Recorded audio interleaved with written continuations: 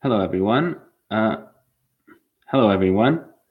I am starting a new program here, and this is the weekly portion exposition, perhaps the weekly portion exposition. So I'm going to say a small exposition on the weekly Torah portion of this week. So uh, this week I didn't do it on Friday, so ideally it would be done on Friday, but so I'm going to do it right now. But in the future, I hope to do it on Friday. So this week's portion was, or I should say, this past week's portion was Voashanon, which means "and I pleaded."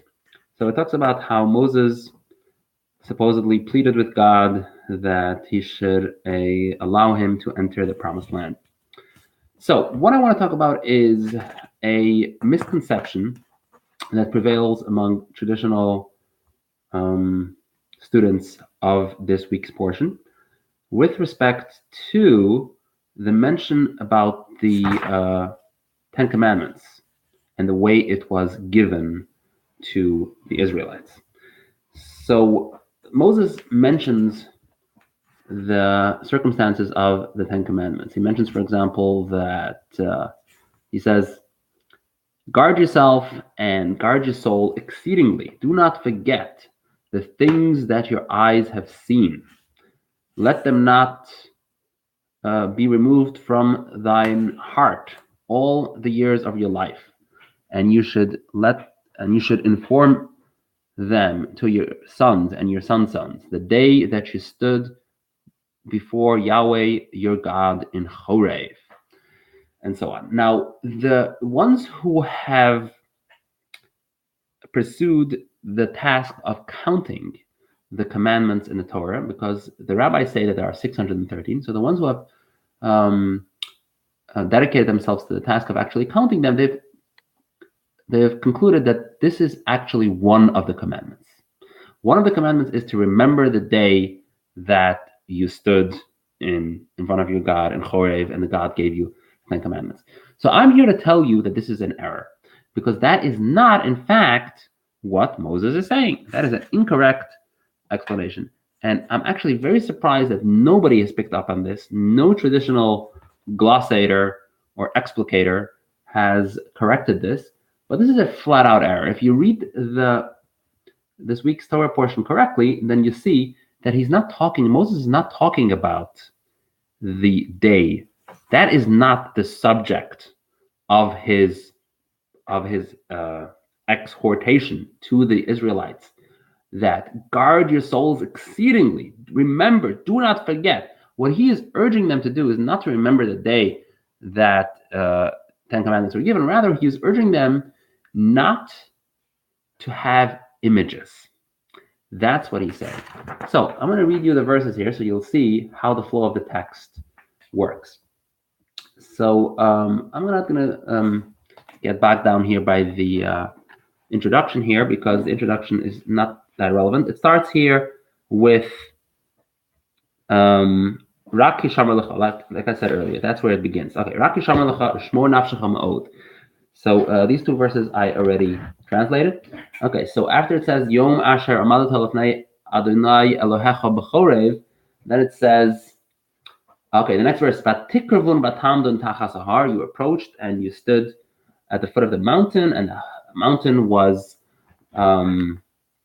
burning, and the flame was reaching the sky, and Yahweh talked to you from that fire, and you heard voices, you heard a sound, but an image you did not behold. Usmuna einchem roim zulasi kol.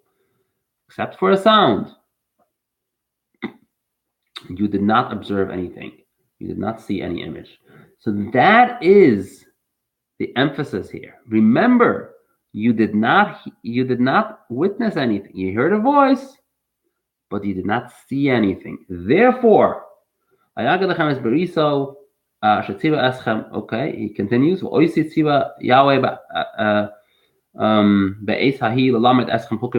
he continues saying the circumstances that led to the fact that Yahweh stopped issuing the commandments after the first 10, right? He didn't transmit the entire corpus of the Torah at that one session, or even in subsequent sessions. He didn't do that personally. Rather, he delegated me to do so because you couldn't handle it. But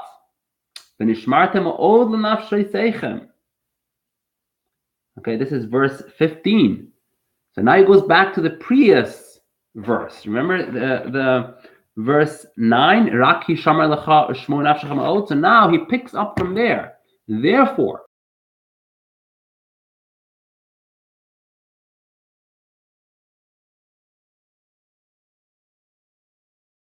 Therefore, guard yourself, guard your soul. You did not see any image in the day that God spoke to you in Choreh. Okay? Pen tashchisun, lest you become corrupt. You produce some sort of idol, an image of a male or a female. Any animal, any bird, any creeping creature, any fish in the water. Or if you lift your eyes towards the heaven and you see the sun and the moon and the stars, and you perhaps try to worship them and make images of them, do not do so. Okay, so this gives us, all right, so this completes the point, the major point that I wanted to make here. But I wanted to just add one more thing, and that is actually very important to this conversation as well, which is what is, in fact, indeed the reason why images are prohibited here. And this very last verse that I just read to you regarding the Moses's enjoining the Israelites not to look up to the sky and become impressed by the celestial bodies in the sky, right? So this gives us a clue as to why images are forbidden.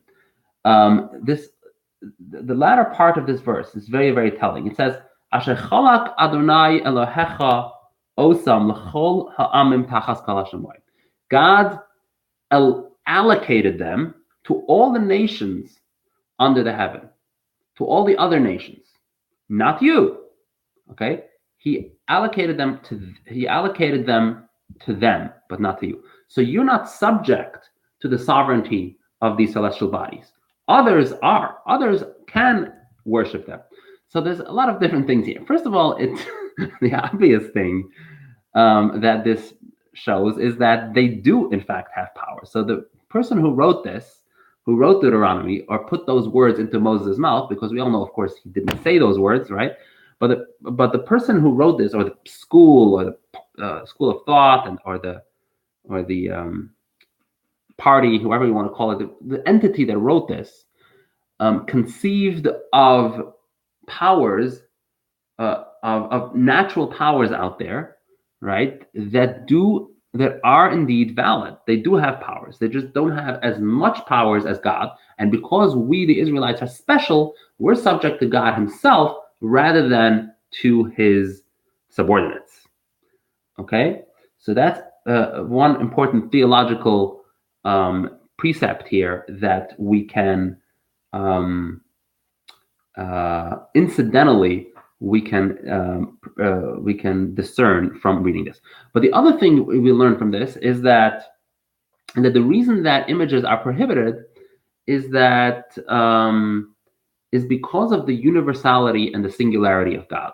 This notion that Yahweh is singular, he is one, and the Deuteronomist, of course, repeats that later. Shema Yisrael, Yahweh Eloheinu, Yahweh Echad, which the correct translation of this verse is Yahweh our God is the one, the only one. That's the correct translation. He's the only, he is our only God. We do not worship any other gods, because all the other nations, they worship multiple gods. They worship a star, right? One force of nature, which is a star, because they believe the star controls whatever. And then they worship the sun, because the sun controls their agricultural produce. And then they worship the moon, because they believe the moon controls the tides and whatever, if they do so. I don't know if they in fact do so, but they worship multiple forces of nature, because all of these different forces have control over different domains of their lives, and they could affect their welfare.